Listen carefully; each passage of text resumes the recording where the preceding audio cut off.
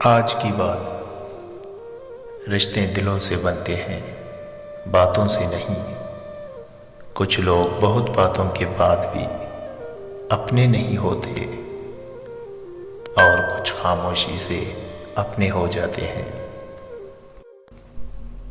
शक्ल की खूबसूरती महज आंखों को भाती है, जबकि किरदार की खूबसूरती दिलों को फतह करती है। निभाना जिसको कहते हैं वो कुछ ही लोगों को आता है। बड़ा आसान है कहना मुझे तुमसे मोहब्बत है। लंबा धागा और लंबी जबान हमेशा उलझ जाती है, इसलिए धागा लपेट कर और जबान समेट कर रखें। इंसान को उसके हालात नहीं, ख्यालात परेशान करते हैं।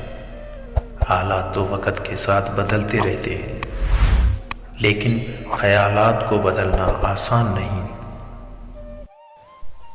मिट्टी का मटका और रिश्तों की कीमत सिर्फ बनाने वाले को ही पता होती है, तोड़ने वाले को नहीं।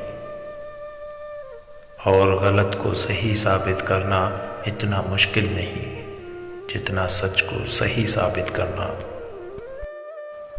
जो लोग झुक जाते हैं वो कमज़ोर नहीं होते, बस उनमें रिश्ते निभाने की चाहत दूसरों से ज़्यादा होती है।